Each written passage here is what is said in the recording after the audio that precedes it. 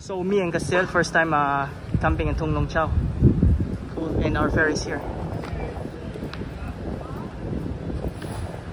This is also our thing. Remember Hamtin before you suffered? Yeah. Us before suffering. Yeah. Tung Long Chau. Ay dito, Tung Long Chau. Parang battlefields lang eh, pati yung amoy. Ano kuya? Hi. Bringing Castel, growing up more and more every day. Parang sa Batil, naalala ko sa Batil galing yung mga Batil.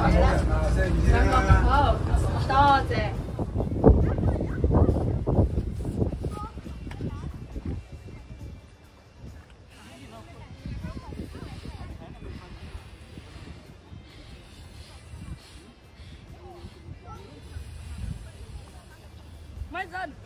My son! My son! Go! But I think this pillow is bigger. Oh, sorry. We're swimming. I think I can bring Cardal here next time. No people. Because actually, the reason that you bring Cardal, weather is very unstable. Can you see? Sometimes raining, sometimes like thunderstorm. Water is cold. You can even wet yourself. You don't want to wet yourself? Huh?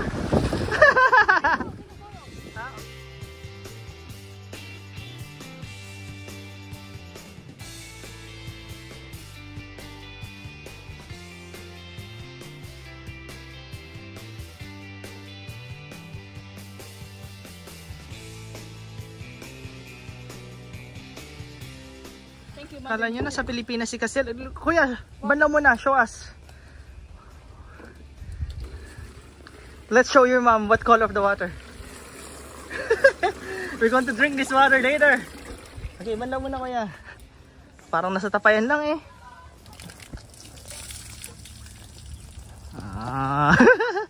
Yung portalet yan dito. Imagine you pee here. You done? So, prepare kami. Aakyat kami. Teka lang. Lilipat sa kabila. Hindi ka makita. Dilim parang anino. Dito. Yan. Kita na. Wala na. Naiwan ka na. So, dito na kami. Si Frag nandito. Magka-camping. Ang tent ni Frag ito. Ang kwento. Tangin ang tent ko. Nandun sa kabila. Ang kasama namin si Dennis. Ang tent niya. Nandun sa pinakakabila. Parang hindi kami magkakasama yun si Dennis. So. Dalawin mo natin yung teritoryo ni paring Dennis. Ayos. Di ba na si Dennis kung climber o swimmer. May naka-antipara. Oh, Kuya Marshall oh. Yung mga idol mo oh. Speaker oh. Okay. Then dito siya kasi magandang pesuhan dito. Dito pa sa hangin. Diretsyon pa ganun. So, dilipat sana kami. Kaso ang problema, tinatamad na akong mag-bad ng aming setup. So, doon na lang kami. Kita-kita rin yung mamaya. Sa tingin ko magiging meeting place namin mamaya. Yun. Dami lamok, masukal eh.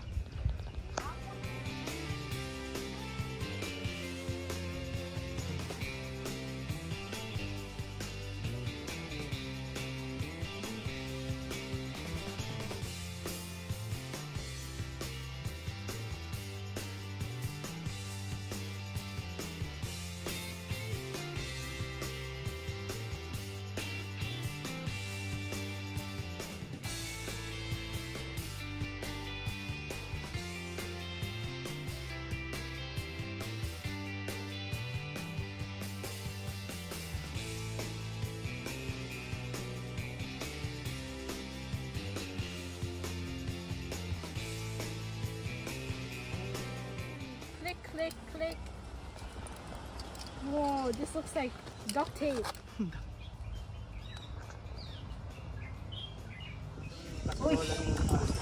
Ang kwento, ang kusina namin nandito sa barbecue pit. Pero ang campsite namin nandun sa kabila. Nandun sa kabila.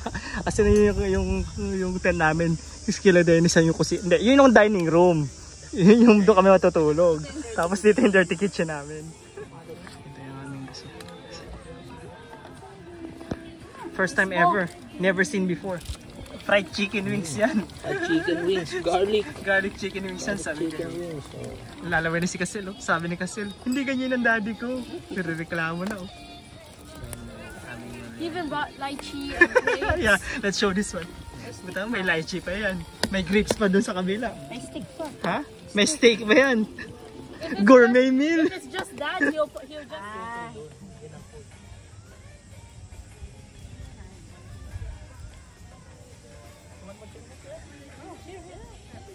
Tani mo na, ang daming ulam.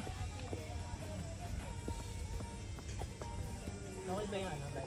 Dinampot ko lang to eh. Wala akong maano kanina eh. Hanap ako ng mga fruits na ano. Pangit. Pangit. Ano kasi? Okay ba? Ha? Isa lang naman ang kinuha ko. Ha? Kaya yung timblado, Pogi? Oo. Ano? Kailangan ko pa rito. Hindi yun. Dinagdagan mo pa. Masusunog lang yung salt yun. Ama lang yan.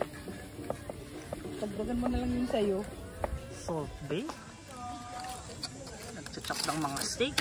Buta yung kutsilyo parang clever, ano nang pantadtad pero maliit lang. Mini.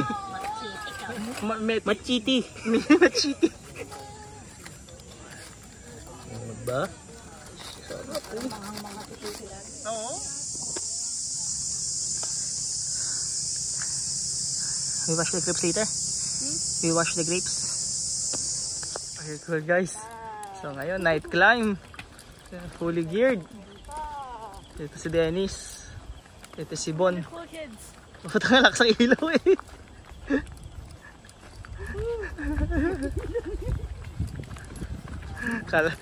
Kala mo makakit bahigang lang eh. We're going to a night hike, guys.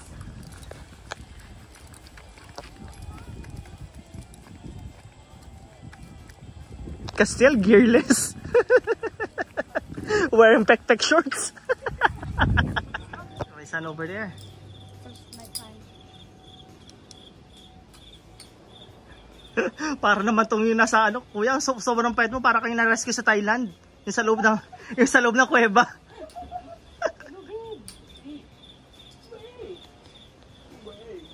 Okay, so today we're going to night climb. We're going to try to lead this one.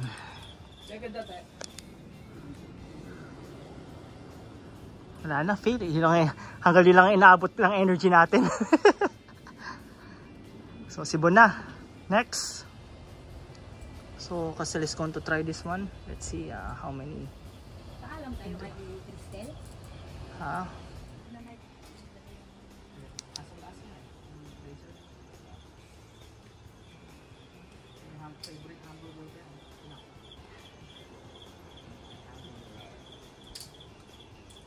Go back to this side. Yeah. No, the right side. Yeah. Wrecking ball. But it's like I'm wearing no pants. Chris Sharma yan. Ganyan yung mga pants si Chris Sharma. Yung ano to, no?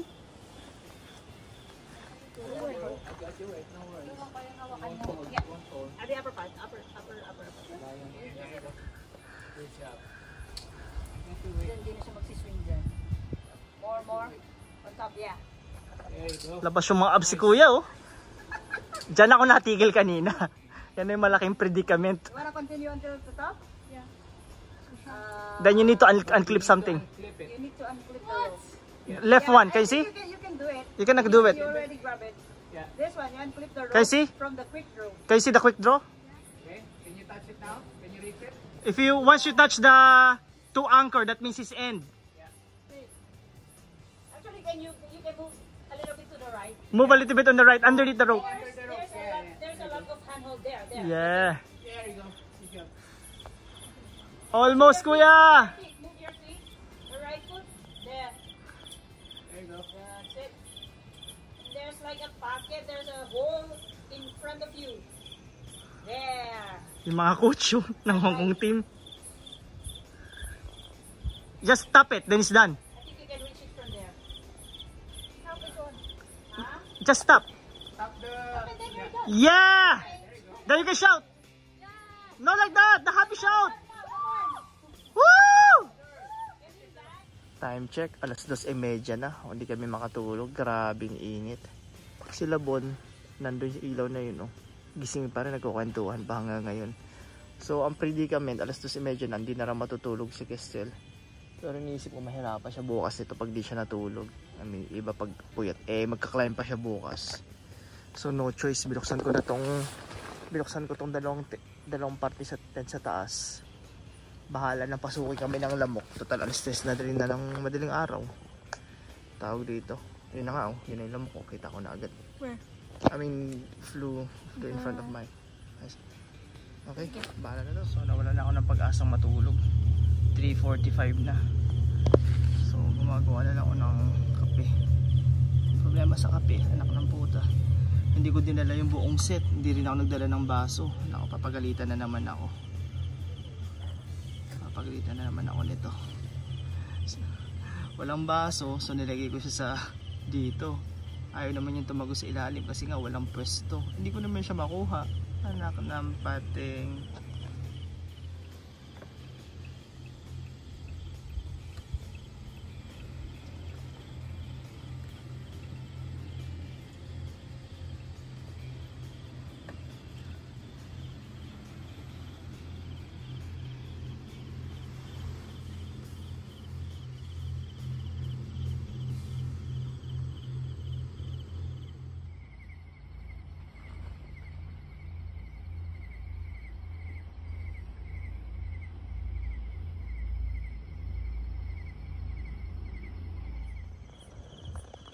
So sitwasyon namin, nagkakape na ako ng 3:45. Buksan ko na yung buong tent. Hindi naman makatulog si Castel sa loob.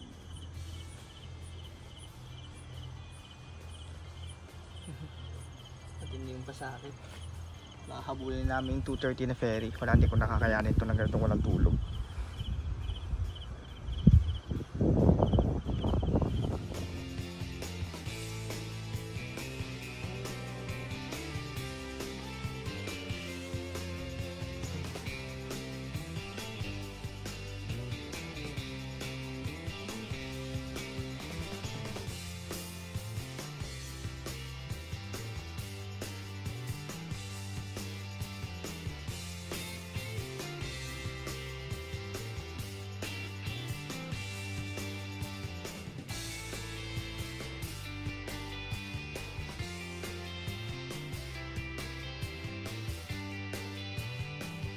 Walang kadala-dala, walang tulog. Umakyat kagabi. Ngayon naman aakyat. Yung batong yun, kay truck, aakyat na naman ulit. Na 7 ng umaga, hike naman. Pagod.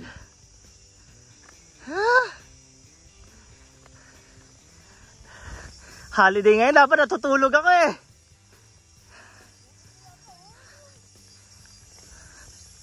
Oh, may side tour pa. Yeah, exactly. Oh, yes. Yo!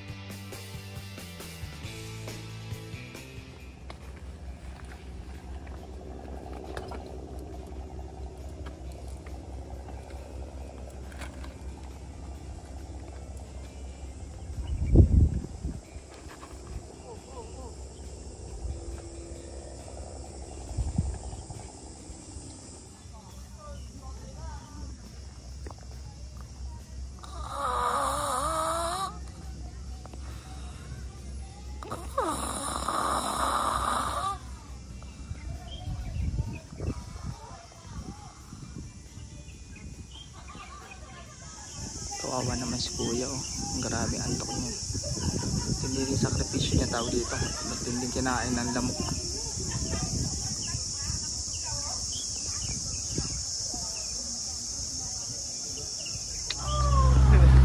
this is the almost end of the day. Kuya, you're almost home. What can you say about this trip? It's very exhausting. A lot of things we did. Louder because I can't hear. We did a lot of activities, which is nice, but there's also a lot of sufferings. I did like the part where we slept because it was very exhausting. It was hot and Look what happened to your Kuya legs. there was a lot of mosquitoes. But overall, it was a nice experience. I did the first time night climb. I rock climbed in the morning, hiking in the morning, and swimming in the morning. Yeah. Salam. Okay, until next time, Kuya. A peace. Okay.